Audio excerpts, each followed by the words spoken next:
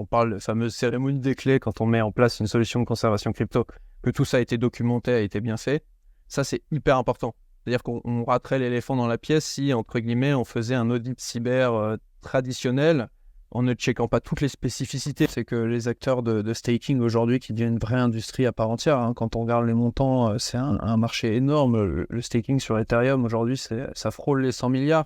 Théorie, la thèse qui était défendue par beaucoup d'acteurs, qui était de dire que Bitcoin et d'autres allaient se normaliser dans le cadre d'une allocation de portefeuille un peu à la Markowitz, etc. C'est enfin on est en train de voir ça prendre corps. Et ça, c'est cool. Salut à tous, ici Gary pour le podcast de Cryptost. Je me présente rapidement, je travaille dans l'écosystème blockchain depuis quelques années et je réalise depuis un moment maintenant des interviews d'acteurs clés de l'écosystème blockchain français. Pour suivre ce que je fais, vous trouverez plus d'informations en description. Et ceci étant dit, je suis ravi de continuer ce travail d'interview avec Cryptost et sans plus attendre, je vous souhaite un très bon épisode. Hello à toutes et à tous. Aujourd'hui pour ce premier épisode, j'accueille Stanislas Barthélémy en charge du département blockchain au sein de KPMG. Alors dans cet épisode, on va revenir sur la genèse de cette entité blockchain au sein de KPMG France, avec le rachat de Blockchain Partners il y a quelques années maintenant. Et on va faire aussi le point sur l'adoption de la blockchain dans les grands groupes. Concrètement, où en est-on? Pour commencer, est-ce que tu peux te présenter? Bien sûr. Alors je vais faire ça assez court, sinon on peut parler pendant des heures. Donc pour ma part, Stanislas Barthélémy. Aujourd'hui, je suis senior manager chez KPMG. J'ai commencé dans le milieu de la crypto dès 2018, justement en rejoignant Blockchain Partner en 2018. C'était la boîte qui est créée par Claire Balva et Alexandre Stachenko. Donc 5 ans dans le secteur, et j'ai poursuivi lors du rachat que tu mentionnais par KPMG de la structure en 2021. Ce qui fait qu'aujourd'hui, j'ai un peu la lourde tâche de piloter ça avec Catherine Philippe, qui est l'associée, et Charles Aubert-Couturier, qui est mon acolyte. Ça marche. Déjà, par rapport à KPMG, entre le moment où tu as rejoint et maintenant, c'est vrai qu'il y a eu pas mal de changements, parce que comme tu le disais, les fondateurs Claire Balva et Alexandre Stachenko sont partis. Comment ça s'est opéré en interne? Comment toi, tu as repris, entre guillemets, la tête de ce département blockchain? Assez naturellement, dans la mesure où, étant le plus vieux salarié, malgré ma relative jeunesse, c'était, on va dire, une forme de continuité, de poursuivre, on va dire, l'équipe avec Charles qui m'accompagne. Et plutôt bien, j'ai envie de dire qu'il y a un cycle naturel qui s'est terminé pour Alexandre et Claire, ce qui est logique quand on crée sa société en 2015, qu'on la revend en 2021.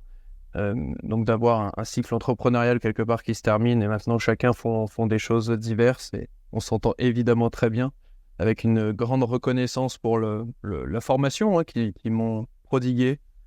J'ai un peu cette chance d'être passé entre leurs mains, dans la mesure où on a toujours une vision du secteur et des choses à dire. C'est ça qui est assez important dans ce secteur-là, c'est de porter des convictions, et je pense que c'est ça qui fait la différence pour des clients à aujourd'hui. Je te propose d'aller dans le vif du sujet, comprendre comment ça fonctionne, un cabinet de conseil, on va dire traditionnel, parce que KPMG de base, c'est un cabinet de conseil, on va dire traditionnel, c'est un cabinet d'audit. Comment d'ailleurs vous vous distinguez par rapport aux autres, on va dire, cabinets de conseil qui font de la blockchain? J'ai l'impression que vous avez quand même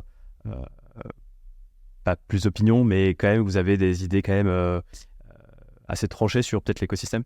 Oui, après c'est un fonctionnement assez classique. Donc KPMG, on va dire, est un Big Four, c'est-à-dire qu'historiquement c'est un cabinet qui fait de l'audit et de l'expertise comptable. Ce sont des cabinets qui après sont allés plus sur de la partie stratégique et maintenant du conseil, par exemple, sur les nouvelles technologies. Donc nous, on s'incarne vraiment dans cette partie conseil sur les nouvelles technologies, et on est amené à travailler avec un peu toutes les composantes que j'exposais de KPMG, qui peut donc aider des acteurs crypto et non crypto à traiter tous ces sujets-là. La différence, c'est qu'aujourd'hui, je pense qu'on a une équipe qui est assez grosse, mine de rien, avec 15 personnes qui sont dédiées à 100% sur ce sujet-là. Ces différences, elles vont très vite, on va dire, s'effacer à fur et à mesure que le marché va maturer. Ça va être un fonctionnement assez logique, c'est-à-dire que tous ces cabinets aient une expertise en interne qui est en mesure de soit faire des missions de conseil directement sur le sujet, soit de traiter avec des acteurs crypto-natifs qui ont aujourd'hui encore beaucoup de spécificités. Elles ont leur propre langage, le propre vocabulaire, et puis des réglementations qui leur sont propres, d'où ce besoin d'expertise en interne. Donc aujourd'hui, KPMG est plutôt, on va dire, une des plus grosses équipes dans le monde du conseil, Mais je le souhaite d'ailleurs, c'est bien qu'il y ait une concurrence et que ce soit des équipes aussi dotées, voire plus, dans les mois et années à venir. En tout cas, le bull market peut y aider. Alors, est-ce que tu peux en dire un peu plus sur les types de clients que vous accompagnez? Est-ce que c'est plutôt des grands groupes ou pas seulement? Non, pas seulement. Alors, on va dire qu'on commence assez facilement chez des acteurs type KPMG de travailler avec des grands groupes, puisque ce sont naturellement des clients de KPMG, sur la partie stratégie ou sur la partie audit, etc. Donc, il y a déjà des relations très fortes qu'on peut utiliser. Et ce que nous, on développe aujourd'hui en parallèle de ça, donc de travailler avec ces grands comptes qui soient financiers ou non financiers, c'est de travailler avec l'écosystème cryptoactif directement. Parce qu'aujourd'hui, comme le secteur est en train de se structurer, de devenir, on va dire, compliant avec MiCA, qui est le plus gros texte, mais en fait, il y a une multitude de textes à respecter. C'est en ce sens que KPMG peut proposer des services aux petites structures. Je donne un exemple très simple. Aujourd'hui, pour avoir son agrément auprès de l'AMF, il faut passer un certain audit de cybersécurité qu'on appelle un audit cyber PASI. C'est-à-dire qu'en gros, l'ANSSI, qui est l'Agence nationale des systèmes d'information, permet du moins met un stamp sur certaines équipes, et KPMG a ce stamp sur ces équipes cyber, et donc aujourd'hui on est en mesure de les aider. Alors je cite ça, puis après il y a plein de choses, il y a la sécurité financière, c'est-à-dire vérifier que les règles de compliance ou de contrôle interne sont bien respectées. Alors, bref, plein de petites, plein d'expertises comme ça qu'on peut proposer à ces acteurs. Est-ce que tu peux donner des exemples concrets peut-être de clients que vous accompagnez? Tu parlais de peut-être plus petites structures. Est-ce que tu as un exemple et est-ce que tu peux détailler la manière avec laquelle vous accompagnez ce type de clients? Bien sûr, alors évidemment pas trop de noms et pas de détails, mais aujourd'hui quand on prend les PSAN, donc prestataires de services sur actifs numériques, qui sont déjà enregistrés et qui sont en voie justement de déposer des dossiers pour des agréments, ils doivent déjà avoir un contrôle interne, par exemple, c'est de vérifier que des diligences, LCBFT, vérifier ce qu'on appelle Know Your Customer, vérifier que ces procédures-là sont bien respectées, de venir en deuxième lame. Et donc, ce qu'on fait, c'est qu'on aide des équipes dédiées chez KPMG qui font ça pour le secteur financier traditionnel. Et nous, on apporte le vernis connaissance crypto, ce qui fait qu'on travaille vraiment en assemblage. C'est deux équipes, quelque part, et qui vont aller adresser le client et de vérifier que la qualité est là pour s'adapter, ce que je disais tout à l'heure, aux vocables et aux spécificités du monde cryptoactif. C'est là où c'est très difficile pour des cabinets, mais même pour des acteurs même traditionnels, de parler un peu ce langage-là sans avoir des personnes qui en viennent ou qui le maîtrisent à leurs heures perdues. Ça, c'est quelque chose d'assez fort. Et je pense qu'aujourd'hui, la distinction, la proposition de valeur très distinctive qu'on peut avoir, c'est que quand on va parler à des acteurs de cet écosystème-là, on en vient et on parle le même langage qu'eux. Ça, c'est vraiment la force principale qu'on a. Parce que le risque, entre guillemets, l'écueil, ce serait de parler le langage de conseil et vraiment de ne pas se comprendre avec des projets qui veulent faire de la blockchain et d'être dans des termes trop conseils, dans des process trop propres au conseil. Même pas tant que ça, parce que ce sont des entreprises, ces petits acteurs qu'on n'accompagne pas forcément vers du conseil traditionnel. Ils sont déjà très experts du sujet. Nous, on aide plutôt sur la partie conseil, un grand groupe, par exemple, à définir une feuille de route stratégique, d'aller pitcher un COMEX et derrière de décliner ça de manière très opérationnelle. Je prends un exemple, choisir par exemple, si on veut faire de la conservation en interne dans cette entreprise, choisir quel est le meilleur tech provider, quel est le meilleur entre les Fireblocks, Ledger, Taurus et consorts. Donc ça, c'est vraiment de la partie conseil que nous, on sait faire sur des grands groupes. Mais derrière, face à des petits acteurs, c'est plutôt que l'expertise demandée, qui est une expertise traditionnelle, et ce vernis crypto. Je prends un exemple. Si on fait un audit de cybersécurité et qu'on dépose le dossier, un dossier est déposé auprès de l'AMF, et que par exemple, on n'a pas regardé la partie conservation, donc de vérifier que tout a bien été fait, quand on parle de fameuse cérémonie des clés, quand on met en place une solution de conservation crypto, que tout ça a été documenté, a été bien fait. Ça, c'est hyper important. C'est-à-dire qu'on raterait l'éléphant dans la pièce si, entre guillemets, on faisait un audit cyber traditionnel en ne checkant pas toutes les spécificités. Alors, j'ai parlé de la conversation, j'allais dire, de la conservation crypto, mais en réalité, il y a plein de points à checker. Et c'est vraiment en ce sens que je trouve que le mariage entre Blockchain Partner et KPMG est plutôt une réussite. Ok. Et alors, justement, est-ce que tu peux citer des clients que vous accompagnez et un peu détailler un use case concret de comment vous les accompagnez? Parce que moi, j'ai l'impression qu'il y a deux grandes possibilités, hein, c'est-à-dire qu'il y a la partie conseil que tu mentionnais, mais aussi peut-être la partie exécution. Par exemple, tu parlais de Fireblocks ou de Taurus, c'est-à-dire conseiller telle solution de conservation, puis les aider à mettre en place cette solution. Pareil, je peux pas citer de nom malheureusement, j'adorerais, Ok. mais les NDA sont trop puissants et puis je m'estime trop jeune pour aller en prison, du moins pas tout de suite. C'est plusieurs entreprises, mais notamment une Dulux qu'on aide depuis le début de son implémentation des sujets crypto. Et aujourd'hui, ça se témoigne à une phase intéressante, c'est qu'on les a aidés à choisir justement un provider pour cette partie conservation. Et aujourd'hui, on en fait l'implémentation. On est une assistance à l'implémentation. Et donc, ce qui est vraiment intéressant, c'est qu'on aide, par exemple, à faire toute la gouvernance de cet outil qui permet de traiter de la crypto comme on traiterait de l'argent traditionnel pour une trésorerie. Et donc ça, c'est des sujets qui sont assez nouveaux et assez intéressants parce on aide des entreprises à s'outiller. Et ce ne sont pas forcément des cas d'usage qui sont les plus publics, mais pour faire des applicatifs, des choses qui vont être utilisées, il faut que l'entreprise, auparavant, se soit outillée. Et c'est un peu le sens aujourd'hui de notre expertise et de nos missions qu'on fait avec les grands comptes, c'est de les aider à prévoir un peu la suite et surtout de s'outiller en amont, de se structurer pour le jour où un service soit lancé, tout soit carré derrière. Parce que quand on lance, j'en sais rien, un drop de NFT, c'est ce qu'on a vu sur le précédent cycle, mais demain ce sera de la fidélité ou des acteurs financiers qui proposent directement une exposition en crypto. On n'imagine pas, entre guillemets, la quantité de travail qu'il y a en interne. Je pense à réconcilier, mettre plusieurs équipes autour de la table et puis mettre au pas, on va dire, toutes les expertises. C'est-à-dire que quand une entreprise traite de la partie crypto, derrière, c'est du juridique qui intervient, c'est une partie fiscale et comptable assez forte, une partie stratégique qui valide, l'IT, en l'occurrence, et les équipes cyber qui font tout en place, qui mettent en place une sorte de feuille de risque pour vérifier que tout est bien vérifié. Et donc, c'est un peu tout ce processus-là qui prend nécessairement du temps sur lequel on travaille. Ok. Et donc tout à l'heure, tu parlais de Fireblocks, Taurus et d'autres acteurs de conservation, Ledger également.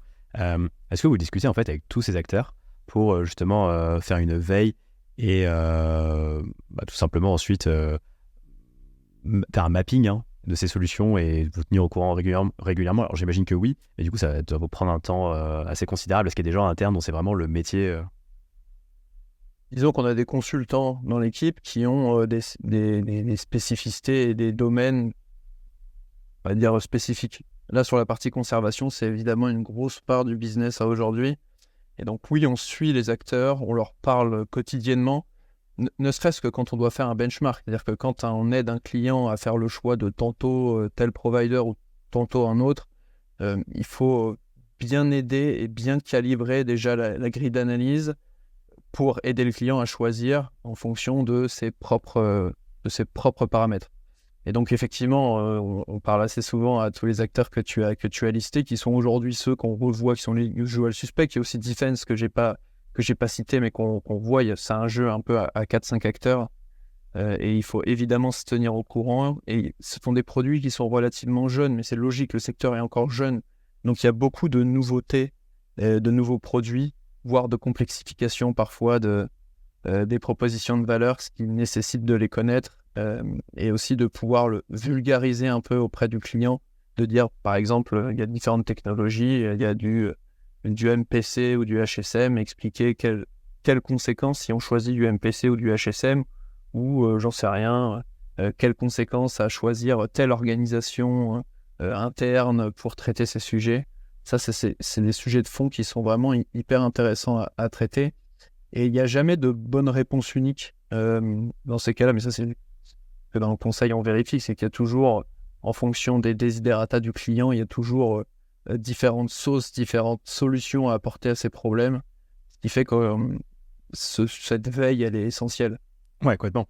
Et d'ailleurs, j'allais te parler aussi de la partie blockchain. Alors, j'imagine que souvent, des clients viennent vous voir en vous disant, voilà, on va être sur l'écosystème Ethereum ou je sais pas, ou sur Solana, ou parfois ils ne savent pas. Alors, comment vous, en fait, vous allez conseiller les projets sur le choix de la blockchain? Est-ce que vous êtes agnostique? Est-ce que vous avez une préférence? Alors, J'allais dire, on est agnostique, mais on tend à avoir une préférence qui est celle que pointe, entre guillemets, le marché. C'est-à-dire qu'aujourd'hui, et ça dépend vraiment du cas d'usage, mais déjà se positionner dans un environnement qui est ce qu'on appelle EVM compliant, c'est-à-dire qui est propre, un langage de programmation qui est propre à Ethereum et même à ses extensions que sont Layer 2 ou d'autres sidechains. J'ai envie de dire qu'aujourd'hui, on se dirige plutôt vers ça, mais on sait traiter d'autres blockchains. Hein. Je me souviens, dans le blockchain partner, on avait même créé un applicatif sur Tezos. Il y a très longtemps aussi, on travaille sur les blockchains privées. Aujourd'hui, beaucoup moins. Je considère un peu que c'est un oxymore, mais on voit des propositions de valeur un peu différentes avec les appchains qui sont on va dire, des blockchains un peu hybrides. Donc, j'ai envie de dire c'est la même chose que le sujet custody, c'est qu'il y a une forte expertise technologique. C'est-à-dire qu'on a aussi des devs, des ingénieurs devs dans l'équipe qui nous aident à objectiver les roadmaps, à faire quelque part des choix. Ce qui fait qu'aujourd'hui, oui, par exemple, tu es une grande marque, tu veux lancer ton NFT. Je ne vois pas pourquoi tirer sur la chaîne numéro 332 plutôt que de rester dans un écosystème où tu as déjà pas mal de DevTools, tu as des marketplaces, de la liquidité qui tourne et d'autres marques qui ont déjà créé des cas d'usage, ce qui fait qu'il y a une sorte d'effet de réseau, d'interopérabilité. Donc agnostique, oui, et d'ailleurs on ne fera pas toujours le même choix de recommandations. Alors aujourd'hui, il faut dire que les stacks techniques, elles commencent à maturer enfin, mais par exemple les Layer 2, c'est pas encore totalement ça, niveau décentralisation et scalabilité. Mais ce qu'on voit arriver avec par exemple le développement des Layer 2, c'est qu'il y a une infinité de configurations possibles et qu'on va choisir la bonne infrastructure en fonction du bon cas d'usage. Exemple, si on a besoin que la donnée soit vraiment on-chain, ancrée sur Ethereum, par exemple, on va regarder du côté, j'en sais rien, d'Arbitrum. Et si vraiment on veut quelque chose où font des transactions pour un réseau social décentralisé ou pour du jeu vidéo et qu'il y a moins ce besoin d'avoir la donnée on-chain, donc là on peut aller sur des infrastructures moins coûteuses et plus scalables. Et là on peut regarder ce que font certaines appchains, ce que fait l'Arbitrum Nova, ce que propose par exemple Comet avec sa chaîne Muster, etc. Ok. Et moi, par exemple, je suis un projet, je ne sais pas si je vais être sur l'écosystème Ethereum ou Solana. Qu'est-ce qui va faire que tu vas me diriger vers Solana ou justement l'écosystème Ethereum et donc des Layer 2 dont tu parlais comme Arbitrum ou d'autres d'ailleurs, hein. Qu'est-ce qui fait que vous allez plutôt orienter vers Arbitrum ou Optimism ou encore d'autres L2 Faut objectiver toujours le choix, ça c'est on va dire la méthodologie classique du conseil. Donc ce qu'on va d'abord faire, c'est mettre en place des critères d'analyse avec un client. Et j'ai envie de dire que le principal critère d'analyse, ça va être quel est son cas d'usage. Et en fonction de son cas d'usage et du besoin de criticité sur que ce soit le stockage de la donnée, par exemple, ou les frais de transaction, ou j'en sais rien, des applicatifs pour lesquels il faut les construire, il faut certains middleware qui ne sont pas disponibles sur certaines chaînes. C'est comme ça qu'on va arriver avec une grille d'analyse et avec l'exercice un peu subjectif à la fin de noter les différentes alternatives et de voir certains qui s'en dégagent. Après, la deuxième chose, c'est de tester, c'est de passer pour des expérimentations, de passer en prod, et donc là, de tester les chaînes et de voir si, en spammant un peu de transactions, la chaîne tient, etc. Donc, c'est vraiment classique d'un benchmark, grille d'analyse, benchmark, et à la fin, on fait une tier list. Et c'est toujours le client qui tranche, mais sur le fondement de nos analyses à nous. Et c'est là où on a un devoir de conseil assez fort et d'objectiver tout ce qu'on met. C'est-à-dire que dès qu'il y a des frais de transaction de X, il faut bien que ce soit le bon calcul, j'en sais rien. Quand on analyse la décentralisation d'une blockchain, il faut éviter que, j'en sais rien, la chaîne derrière se stoppe pendant quelques heures parce que ça peut nuire à l'applicatif. Bref, c'est toute cette myriade de critères qu'on va regarder et qui vont aider le client à se décider.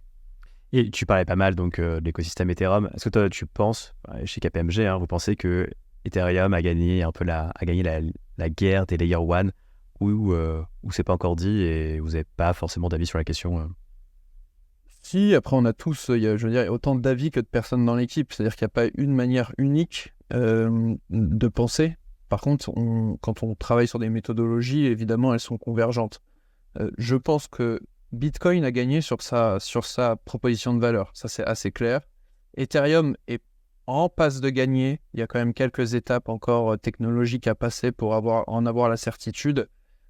Et après, quand on dit que Ethereum a gagné, en réalité, c'est bien réducteur parce que on imagine un écosystème avec pas une seule chaîne ou un seul environnement qui l'emporterait. Au contraire, c'est plutôt sain d'en avoir, j'en sais un, deux, trois, c'est-à-dire d'avoir Solana ou d'avoir l'écosystème Cosmos qui fonctionne en parallèle, parce que la compétition est saine et que peut-être qu'il y aura une lente, on va dire, spécialisation de chaînes autour de certains cas d'usage. Par exemple, Solana qui aujourd'hui est plus sur des cas d'usage où la criticité est assez faible. C'est beaucoup de meme coins, beaucoup de NFT. C'est une chaîne qui peut supporter beaucoup de transactions au détriment d'une décentralisation qui est parfois nécessaire. Donc non, ce serait très mal à propos aujourd'hui de dire que, par exemple, Solana ne fonctionnera jamais. En matière de blockchain, les convictions peuvent très vite changer.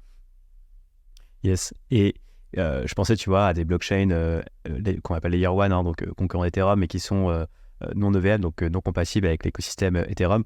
Je prends par exemple Aptos, CI, Sui. Est-ce que c'est des blockchains que vous suivez ou vous dites par rapport à l'écosystème Ethereum ou Solana, il n'y a pas forcément d'intérêt à rediriger vos clients, vos projets vers ce type de blockchain? Ce serait malvenu de ma part, surtout considérant que j'ai dit qu'on était agnostique et qu'on devait toujours regarder le marché, d'avoir une position de principe et de dire, bon, on va dire le langage de programmation Move, CI, Sui, Aptos, tout ça c'est inintéressant.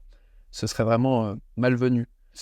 Donc on regarde, mais c'est toujours pareil, c'est qu'il y a encore beaucoup de choses à prouver pour que ce soit vraiment considéré comme une chaîne qui puisse être le réceptacle d'une initiative d'un grand groupe. Et c'est ça aujourd'hui, un grand groupe va chercher une forme de résilience, c'est-à-dire une forme d'historicité de la chaîne. Bon, Ethereum a pu avoir des défauts, mais comme toutes les chaînes, hein, et puis avoir des moments où les frais de transaction sont toujours très élevés, mais c'est une chaîne qui est toujours live, qui est toujours up. Et donc, par exemple, ça, c'est des choses qui sont très valorisées. Et aujourd'hui, construire sur Ethereum, de par les différents standards qui ont été créés, le nombre d'outils qui aident au développement, a un temps d'avance. Et ça ne veut pas dire que d'autres écosystèmes ne peuvent pas rattraper ce temps d'avance. Aujourd'hui, tout ce qui est sur le langage de programmation Move, donc les chaînes que tu as mentionnées, elles en sont encore loin. C'est-à-dire que oui, l'écosystème crypto peut développer, j'en sais rien, tel protocole de finance décentralisée, ce qui va développer l'usage de la chaîne. Mais pour qu'une entreprise construise un applicatif dessus, il y a encore beaucoup trop de prérequis à atteindre pour que ce soit le cas.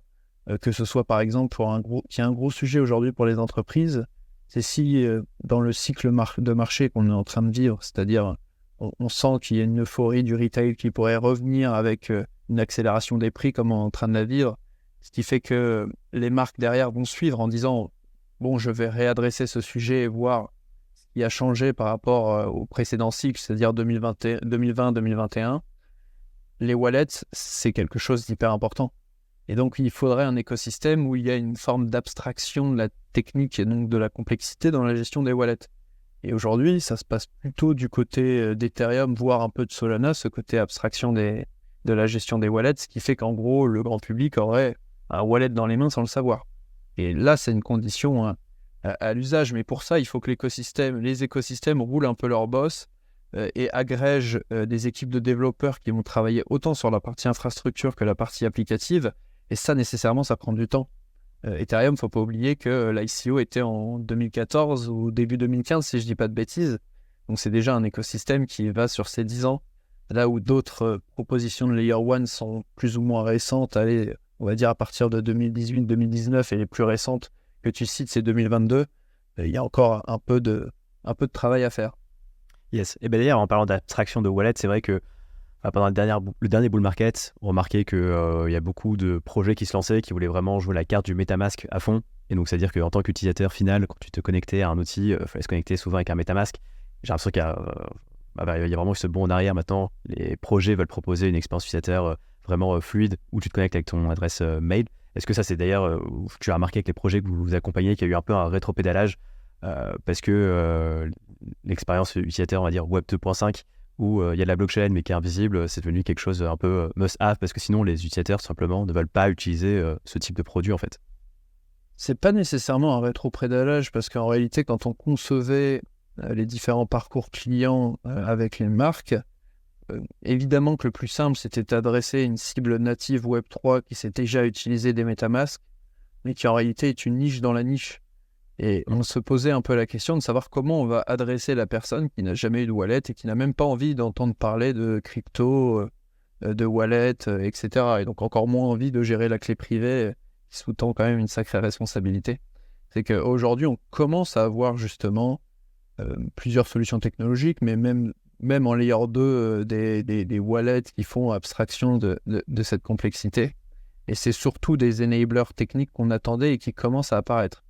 Ils font qu'aujourd'hui, si on raisonne par exemple dans le monde du luxe ou dans le monde du jeu vidéo, ils sont deux mondes complètement différents. Mais quand on va créer son compte client, dans le back-end technique, il y aura par exemple un wallet pour nombre de ces marques. Mais la promotion, ce ne sera pas fait sous le sceau de venez avoir votre wallet chez nous. Non, ce sera un compte client qui permettra de porter des actifs. Et donc, c'est pas tant un rétropédalage que l'attente d'une alternative qui permet de s'adresser à tout le monde.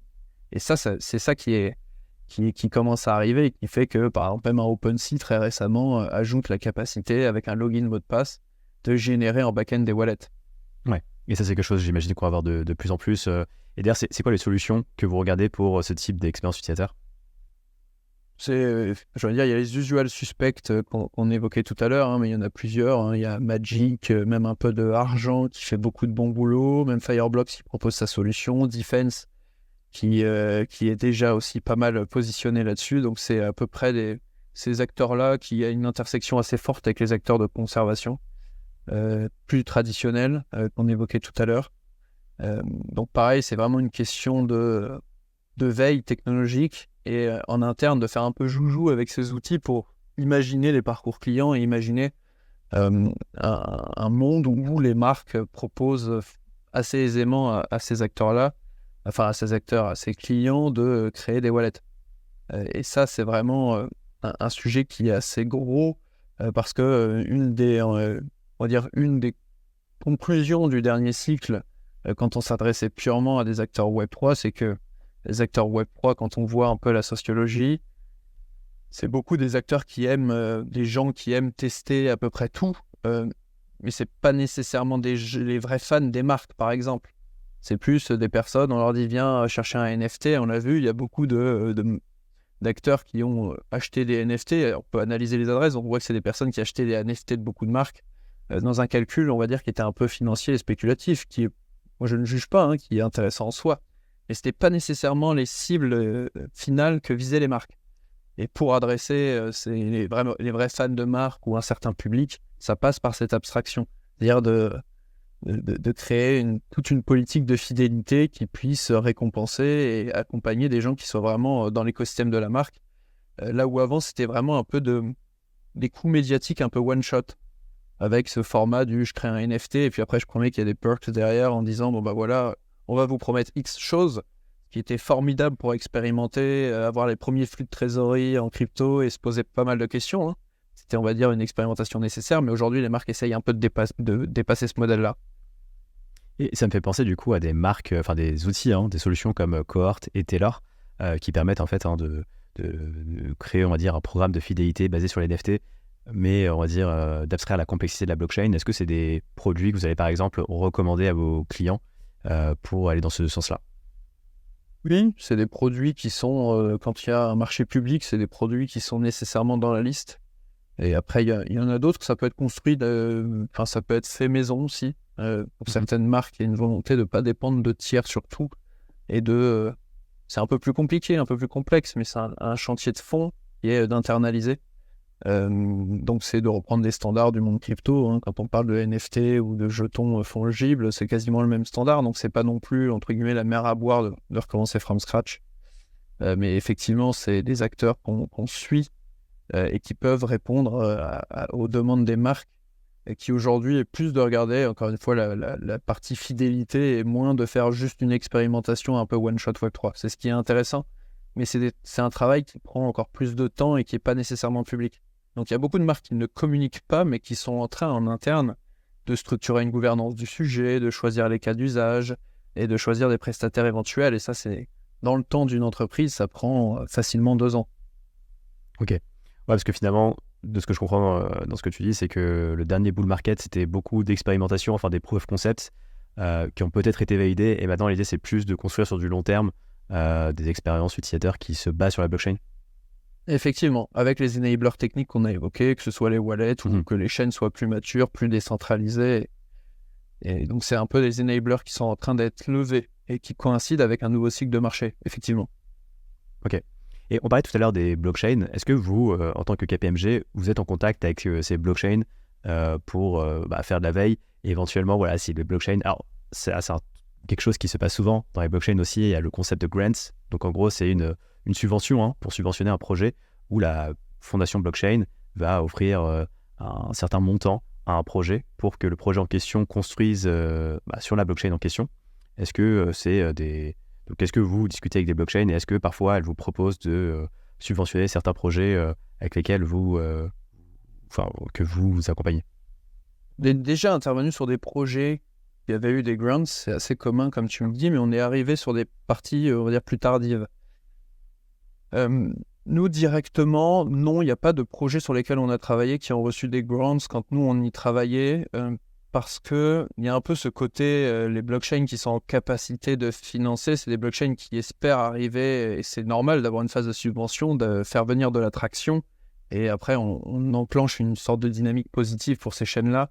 Nous, ça n'a jamais été vraiment un critère. On préfère plutôt aller sur des chaînes qui n'avaient pas tellement besoin de verser de grants dans la mesure où c'est souvent des infrastructures qui, étant très usitées et déjà dans ce cycle positif, n'avaient pas besoin de payer. Donc oui, ça existe. Ça peut faire partie d'une stratégie d'entreprise. C'est pas mal de construire à partir de grants.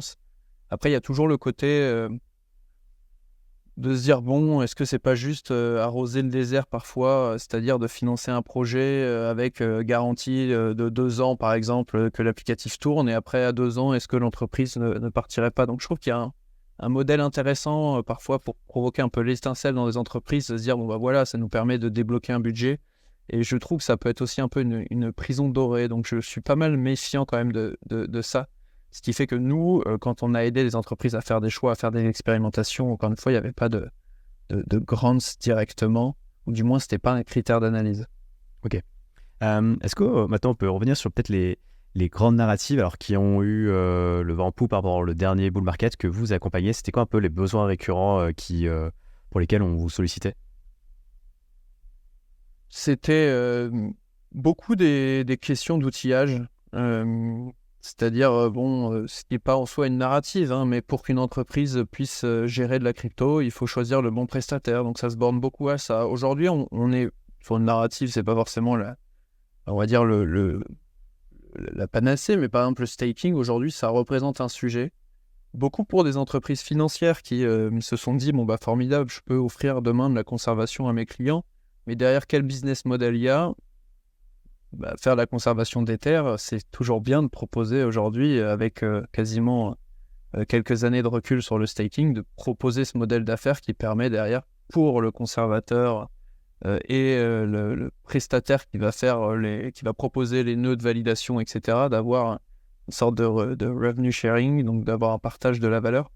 Donc c'est un peu sur ces sujets de staking, c'est un peu aujourd'hui sur les grandes narratives, s'il y a un peu de R&D sur la partie infrastructure qui existe toujours parce que aujourd'hui, les Layer 2, par exemple, ne sont pas encore totalement at scale. Donc, est-ce qu'il n'y a pas des app chains à regarder, par exemple, du côté de Starknet avec Madara, etc. Mais ça, c'est plus de l'accompagnement sur de la R&D, plus que on va dire de l'expérimentation ou un passage en prod en bonne et due forme. Donc, c'est encore beaucoup des sujets prospectifs. L'infrastructure n'est pas totalement suffisamment robuste pour qu'il y ait des centaines, voire des dizaines de milliers de transactions en quelques secondes, quelques heures. Donc c'est beaucoup de l'accompagnement vraiment sur la partie technologique et R&D. Je répondrai comme ça à ta question. Après, oui, on suit nous-mêmes en tant que passionnés à peu près toutes les narratives. Tu vois, par exemple, on suit de près le sujet du restaking avec la proposition de valeur des gun-layers, mais ça reste très en amont aujourd'hui des besoins des acteurs qui vont proposer des services crypto. Un acteur financier, il peut adresser le marché du staking en toute confiance quand on regarde, par exemple, que du Exaion, du groupe EDF est présent, qu'il y a du Kiln, il y a aussi un acteur français très très bon, Figment, Blockdaemon, enfin bref, tout, et consorts, c'est un marché qui devient de plus en plus mature. Mais derrière, restaking, c'est encore un step trop loin. Donc, il y a un peu ce côté, les grandes narratives, elles arrivent chez les corpos avec un temps de retard, mais c'est pas un temps de retard en mode appréciation du temps ou une critique. C'est vraiment, il faut que la narrative mature et propose quelque chose de tangible. Parce que comme le dit, entre guillemets, le terme narratif, c'est qu'aujourd'hui, on a des bons concepts avec un marketing assez fort. Il faut les voir à l'usage. Ce qui est un peu ce que je pense d'Egenlayer, que je trouve très intéressant par ailleurs. Mais à l'usage, derrière, Egenlayer n'a pas tourné en prod par définition, puisque c'est pas live et on peut pas resécuriser avec la sécurité d'Ethereum les services qui le sauront. Donc c'est normal d'avoir ce temps de latence et d'avoir peut-être à chaque fois un cycle de décalage. Ouais, complètement. L'idée, c'est qu'ils sont pas en retard parce qu'ils sont à la traîne, c'est juste qu'ils veulent voir comment ça va évoluer. Et c'est vrai que je vois mal un corpo institutionnel directement stacké sur Egenlayer. Je pense ils faudront prendre leur temps, voir si la proposition de valeur, enfin si c'est quelque chose de tangible et si ça marche dans le temps. Oui, et dans ce cas présent, c'est que le rendement soit suffisant pour compenser le risque de réutiliser son stake à d'autres fins. Et ça, c'est une vraie question. Fait qu'aujourd'hui, la narrative est certes très forte, mais c'est qu'à 2-3 ans qu'on pourra vraiment faire un bilan un peu définitif de est-ce que l'idée sur le papier qui est formidable est réalisable opérationnellement. Parce que c'est quand même plus de rendement, très bien, mais c'est l'ajout du risque et il faut que l'un compense l'autre. Ouais. Et d'ailleurs, en parlant d'Egenlayer, la question que je me pose, c'est est-ce que vous, en interne, vous allez mettre un peu les mains dans le cambouis pour tester, pas forcément pour un client, mais pour vous-même, pour justement toujours ce besoin de veille, tester des protocoles DeFi, par exemple, tester, par exemple, même Egenlayer, quand ce sera en prod, est-ce que vous aurez un wallet KPMG, vous allez tester un peu le restacking, est-ce que vous testez des protocoles DeFi? Je crois que vous avez des nœuds en interne d'ailleurs, non? Bah, oui, effectivement, quand on fait par exemple de l'audit pour certaines sociétés, c'est toujours bien d'avoir soi-même ses propres nœuds pour avoir un accès direct à la donnée et pas nécessairement dépendre d'autres services. Je dis ça, mais on a aussi des abonnements aux services qui permettent de traquer la donnée, mais le tout étant complémentaire. Et effectivement, ce que tu dis est vrai, c'est que c'est à double niveau, c'est qu'il y a aussi le niveau personnel où tous on aime la crypto, donc oui, on est allé tester les différents écosystèmes, les différents applicatifs. J'ai toujours, moi, quand on intégrait de nouveaux profils dans l'équipe, j'ai toujours été le premier à leur mettre les mains dans le cambouis en disant on peut comprendre, j'en sais rien, avec si on a fait avec très peu de valeur ces transactions pour comprendre comment il y a cette notion de poser un collatéral, cette notion de liquidation et cette notion d'emprunt. Donc ça, c'est quelque chose que je pousse à titre individuel, peu importe le montant. Et après, il y a aussi, nous, KPMG, mais comme beaucoup de structures, on a aussi des wallets avec justement la capacité à déployer des smart contracts, de faire des tests. Et même indépendamment de ça, la capacité à aller sur testnet, alors que ne permettent pas tous les protocoles, c'est quand même quelque chose d'assez intéressant. Donc oui, par exemple, on a quelqu'un de l'équipe qui est node operator sur le testnet d'Egenlayer et on regarde d'autres choses dans ce domaine-là. Ce qui fait que ça nous permet d'avoir une forme de satiété de notre volonté de comprendre à titre individuel.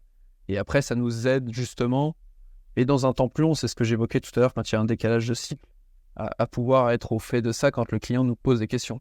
Puis après, on a quelques clients qui sont là de vrais tchad et qui nous posent des questions sur Egenlayer, mais c'est plus pour leur finance personnelle que pour leur entreprise. Yes. Et d'ailleurs, tout à l'heure, tu parlais de stacking. Comment vous allez accompagner un acteur qui veut justement se mettre au stacking? Alors, j'imagine que vous allez montrer un peu un mapping de l'écosystème. Quels sont les acteurs avec lesquels, type Kin, que tu mentionnais, avec lesquels ils pourraient justement faire ce fameux stacking. Et après, là, c'est peut-être plus une question tout à l'heure des acteurs de conservation que vous mentionnez, mais est-ce que vous allez leur dire, voilà, comment parce que c'est une vraie question que je me pose, c'est comment, en tant que société, tu vas faire tes conservations de clés privées? Est-ce que vous allez leur dire, voilà, il faut faire du multisignature? Est-ce que vous allez les accompagner là-dessus, sachant qu'il y a aussi, vous allez accéder à des informations assez confidentielles, finalement, sur la manière avec laquelle l'entreprise va potentiellement conserver ses fonds? Oui, c'est un peu, la comparaison est bonne, c'est que les acteurs de staking aujourd'hui qui deviennent une vraie industrie à part entière, quand on regarde les montants, c'est un marché énorme. Le staking sur Ethereum aujourd'hui, ça frôle les 100 milliards. Donc on voit tout l'intérêt de se positionner là-dessus, puisque maintenant les revenus générés par Ethereum, ça se compte en milliards. Donc ça, c'est sûr que ça devient un sujet. Il y a différentes pistes pourquoi des entreprises feraient du staking. C'est un modèle d'affaires, mais il y a d'autres idées qui sont assez smart, hein. Ça coûte des frais de transaction de faire des transactions, donc s'il y a un peu de staking, peut-être que ça génère du rendement pour couvrir ses frais. Il y a plein d'idées comme ça qui commencent à émerger dans l'écosystème. Et après, c'est toujours la même chose, hein, c'est de faire une sélection, un critère sur la base de fondements, critères géographiques, régulation, le nombre, la part de marché, etc. Donc, ce qui fait que oui, des acteurs comme Kiln sont toujours bienvenus, même de fait d'avoir aussi EDF qui a son service avec Exaion. Pareil, ça crédibilise le secteur. Et sur les informations confidentielles qu'on a, ça c'est cas, on va dire, dans le monde du conseil, peu importe le sujet, c'est qu'on a accès à des informations confidentielles. D'où derrière la signature de NDA qui engage évidemment le fait de ne pas divulguer ces informations, mais qui, par-delà le côté juridique du NDA, est surtout un engagement aussi de respect de la parole et de respect de ce que le client construit. Et sans cette confiance avec le client, derrière, il y aurait difficulté à pouvoir travailler. Donc, oui, on a accès à des informations. Après, quand on leur dit gérer des clés privées, c'est toujours pareil, c'est l'hygiène de sécurité quand on va gérer une clé privée. Alors en entreprise, ça implique toujours plusieurs personnes, parce que le but c'est d'éviter le single point of failure, c'est-à-dire une seule personne qui un jour peut partir avec le magot, si je puis dire. Mais c'est surtout ce qu'on aide, c'est à faire respecter la gestion, par exemple, admettons, d'une clé privée, avec les règles qui existent déjà en interne. C'est-à-dire que la cybersécurité a déjà la gestion de clés privées dans d'autres domaines. Parce que les clés privées, c'est pas nouveau avec la crypto. Sur un paquet de services ou de logiciels, il y a déjà eu des cérémonies des clés, par exemple, et le fait de conserver des secrets. Donc, il y a déjà des coffres dans les entreprises. Donc, c'est réutiliser ces coffres avec la bonne hygiène pour que ce soit bien adapté au monde crypto. Donc, en réalité, il n'y a jamais un conseil ex nihilo qui a dit en disant il faut faire ça. Et on doit toujours un peu s'adapter aux politiques internes qui changent d'une entreprise à l'autre. C'est ça qui est intéressant avec le conseil, c'est que c'est pas toujours le même problème et la même solution qu'on va appliquer. Au contraire, il y a une myriade de problèmes et on doit essayer de trouver la solution. Il peut y avoir effectivement des éléments en commun, mais c'est toujours des solutions différentes. Ce qui fait que, bon, après 5 ans dans le conseil, pour ma part, je n'en suis pas encore arrivé au stade où je me dis, bon, j'ai un peu tout vu, au contraire. Ouais, j'imagine. Et c'est quoi aujourd'hui les cas d'usage pour lesquels on vous contacte, notamment sur la partie blockchain? Est-ce que, je sais pas, il y a du real world asset, du passeport digital, de la propriété intellectuelle, aucun de ces trois-là, d'autres narratives? Si, sur des corpos non financiers, quand on regarde le luxe, mais même d'autres choses que le luxe maintenant, ça peut être aussi un peu secteur automobile qui regarde ça, c'est Digital Passport Product, donc le fameux DPP que tu citais, qui se push, se réalise aussi parce qu'il y a une réglementation européenne qui pousse à la traçabilité justement des produits, qui va se faire sur différentes industries. Donc ça, c'est un gros sujet qu'on adresse avec derrière de manière sous-jacente, comme tu disais, quelle blockchain, quel prestataire, quelle conservation, quel parcours client. Donc ça c'est ce qu'on fait sur la partie non financière. Et sur la partie financière, c'est un peu plus de travailler sur une partie qui est toujours outillage, mais sur des modèles d'affaires. Donc staking, oui, sur quelle blockchain par exemple. Ça c'est des cas d'usage. Ça, c'est des cas sur lesquels on aime bien travailler les business models. Et après, il y a des sujets, mais qui sont plus de l'ordre de la stratégie. Tout ce qui est tokenisation et real world asset commence à prendre forme. Aujourd'hui, pour différentes raisons, notamment réglementaires, il n'y a pas encore à l'échelle des real world assets qui sont proposés, par exemple, par des banques françaises.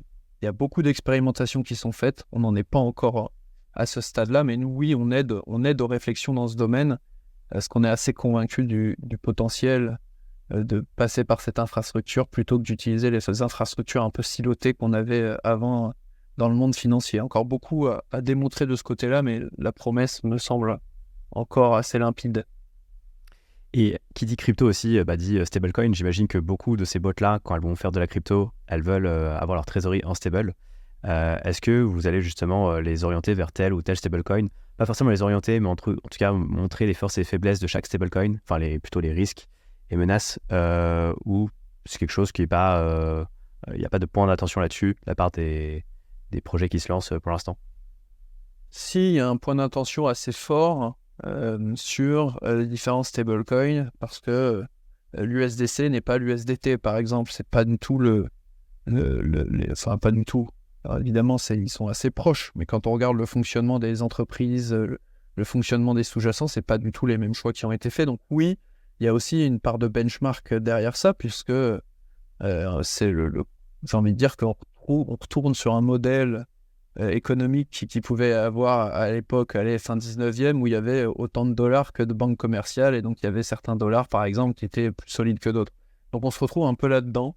En réalité, l'attente, elle se fait sur les stablecoins, mais aussi sur les fameuses monnaies numériques de banque centrale, qui sont un peu plus lointaines, mais parce que quand on veut faire des échanges, je prends des raccourcis, hein, mais quand on veut faire des échanges financiers entre grandes entités, c'est pas un stablecoin qui va être utilisé. C'est plutôt ces fameuses MNBC. Donc c'est là où le bas blesse, c'est de savoir quelle sera la forme prise par ces MNBC.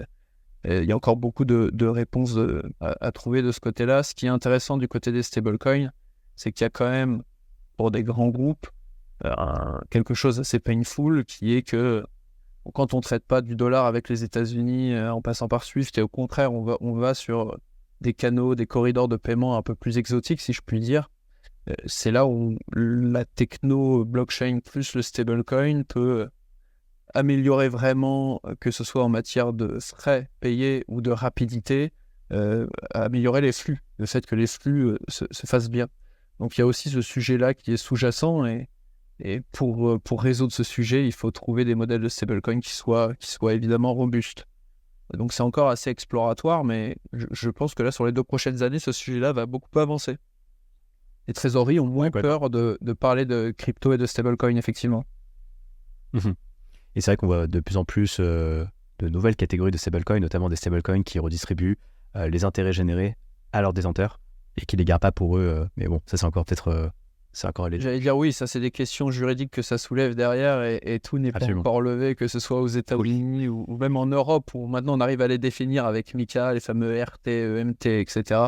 Mais il manque encore beaucoup de détails pour pouvoir les traiter à l'échelle.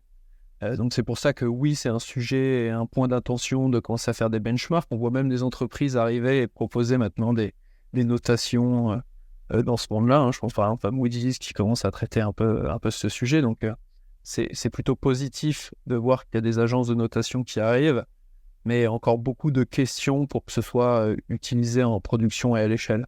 Ouais, complètement. Une autre question que je me posais, c'est il y a pas mal on va dire, d'agences de conseil vraiment spécialisées blockchain, donc différentes de KPMG, parce que vous, à la base, vous êtes vraiment un cabinet classique avec un département blockchain. Je pense notamment, je sais pas, des cabinets, on va dire, des agences comme Doors. Comment vous vous différenciez de ce type d'acteur? Enfin, surtout, qu'est-ce qui fait qu'un projet va aller vers un acteur type Doors, qui est vraiment spécialisé dans la blockchain, peut-être plus marketing d'ailleurs, que KPMG? C'est une bonne question. C'est beaucoup une logique de réseau aussi. Hein. Certains vont connaître Doors, d'autres blockchain partners, by KPMG ou KPMG directement. Donc ça dépend évidemment du réseau. Et après, je pense que c'est pas exactement les mêmes acteurs qu'on adresse ou les mêmes typologies de questions. C'est ce que je dirais comme ça à brûle pour point. Après, ça nous arrive de travailler évidemment sur du cas d'usage comme eux. Peut-être que nous, on travaille un peu plus sur la partie choisir les bons prestataires techniques, notamment. Ce que je dirais. Ok, ça marche.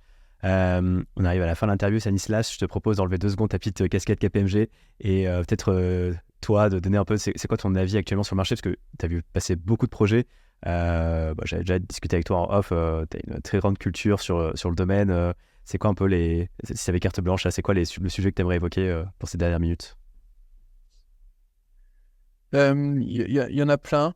C'est le sujet du restaking qui, moi, me passionne beaucoup en ce moment, qui est évidemment fait que le secteur est effervescent là-dessus, parce que aujourd'hui, EigenLayer n'étant pas encore live, mais il y a quasiment 8 milliards de TVL dedans, ça prouve quand même qu'il y a une forte attente là-dessus.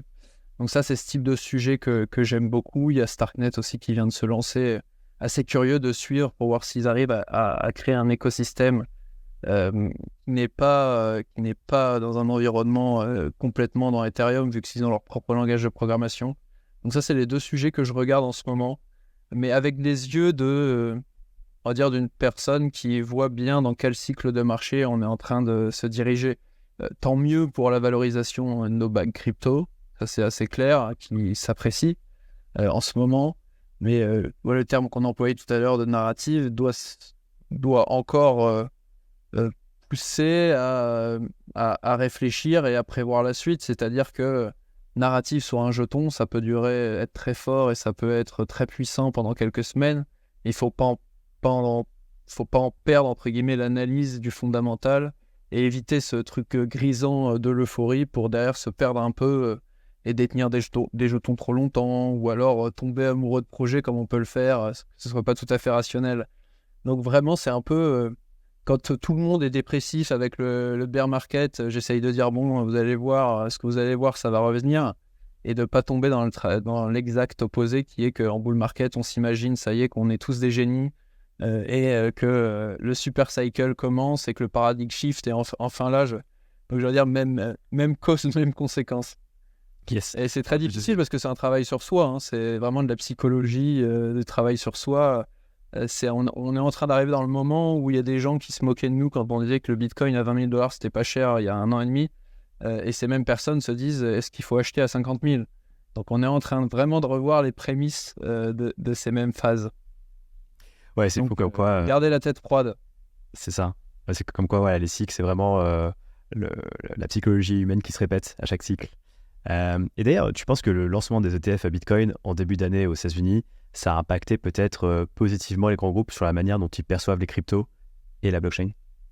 Oui, mais c'est très symbolique. C'est-à-dire que c'est sûr que quand la SEC, donc le gendarme boursier américain, valide ce type de produit qui était quelque part une attente. Alors je ne discute pas du côté philosophique, est-ce que Bitcoin y perd de cette acceptation, qui est un débat à part entière et hyper intéressant, mais ce qui est sûr, c'est que dans la tête d'un grand groupe ou d'un COMEX d'un grand groupe, ça donne, on va dire, un élément, un argument de plus pour dire que c'est une classe d'actifs qui se normalise et que la route est pavée pour que des institutionnels en prennent leur part.